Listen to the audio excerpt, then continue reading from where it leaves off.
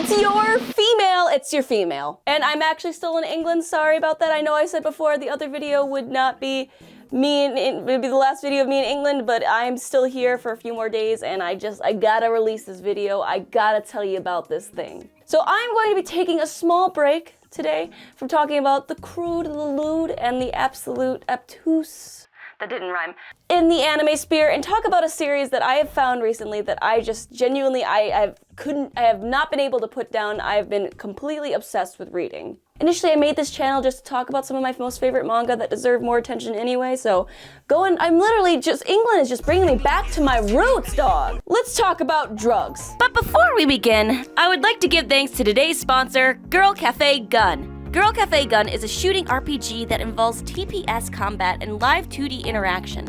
Extremely beautiful graphics that alone make this game stand out to be one of the most exciting games to play. Form a bond with your teammate members by interacting with them, gift giving, or giving them a little tickle. You can have private interactions that make the relationship feel even more real. On top of that, you can run your very own cafe. You can gain the satisfaction of pleasing your customers by finding out their very own needs.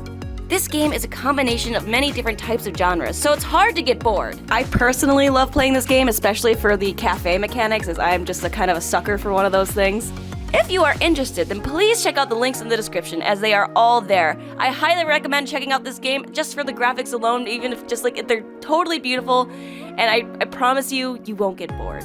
Thank you again to Girl Cafe Gun, and let's get back to the video. Now, the process of having or doing drugs in the anime manga sphere is already quite a very rare occurrence. But imagine a manga completely about the making and distribution of drugs. And not just any type of drug, but one that is quite still unknown, at least to me, and very niche: opium. And the manga I am talking about that is completely all about that is called Manchuria Opium Squad. Now, when I first came across this, I was very shocked. I read the description. It was a very minimal description. It was just essentially a Japanese soldier learns how to make opium and decides to jump into the drug trade in China. And that is probably one of the shortest descriptions of any manga I ever really came across, but I was hooked. Learning how to make opium, something I already don't know a lot about, and just having a manga completely about making it, it's unheard of. Now, the manga takes place in the early 1930s when Japan invaded Manchuria, which is a region of China. I might be butchering these names, excuse me. The story begins with a very young Japanese soldier named Isamu, who has an extremely great sense of smell. He can identify things easily, and he has also an expansive medicinal knowledge. He was drafted into the army, and his entire family had to move to Manchuria, where he, during his invasion with other soldiers, was gravely wounded. So due to that, he was able to be released from the army. But he still lived in Manchuria because his mother became extremely ill with the plague. Now, their entire family is extremely poor, and they couldn't afford any of the medicine to help his mother try to survive.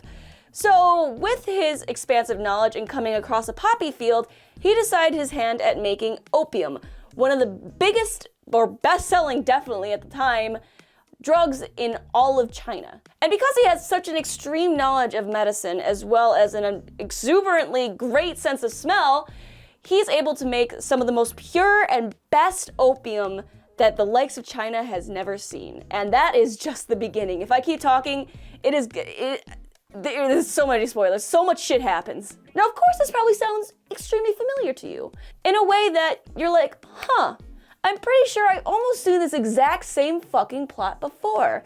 And that can be none other than the best show in the entire world, Breaking Bad. But you know what I think, honestly? Any show that is even somewhat like Breaking Bad, the greatest show in the fucking world, by the way.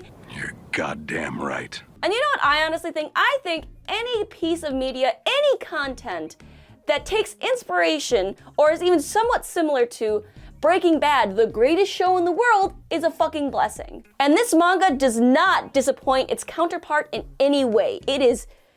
After the first few chapters of reading this manga, it has become one of my most oh my god, I love it. It's one of my favorites. Because each chapter, something exciting and on the edge of your seat happens. It's not one of the ones, at least definitely not so far, where you're just kind of like, oh my god, this is boring. But every single page every single time a character talks, it's something extremely interesting and thought-provoking.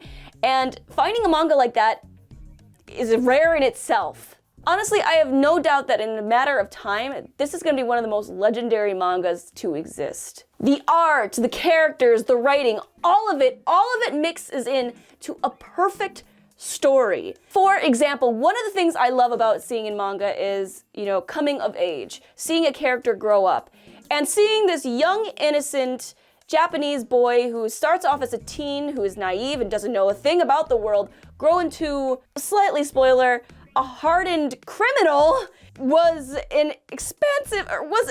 something obviously is not commonly too often seen in manga, especially one that is as charming as he is. And of course, it's not a far cry to guess that he's going to become a hardened criminal, because his goal, in the grand scheme of things, is to make the best opium and be the best drug-selling squad in all of China. So you kind of have to become a little hardened in your little kokoro to kind of become okay with that. So seeing this innocent kid morph into this charming yet cruel character is one that's, clearly not often executed in manga, and if it is hardly ever done well. And fucking is it done well. And the artwork is hauntingly beautiful. It does not shy away from the truth of the drug world, and the art suits so well with its edge-of-the-seat storyline. It's perfect. I literally cannot stress, it's perfect. And one of the things I can appreciate is, with the darker manga, it does not shy away from the reality of being addicted to opium, what it does to your body, like how it kind of decomposes, and it goes into, it shows it all. It shows it all, my guy. I love, and I did not even know about the history of course, Japan's invasion of Manchuria and China, and just in general opium. Although it is a very niche drug, it is still a drug that gets produced to this day.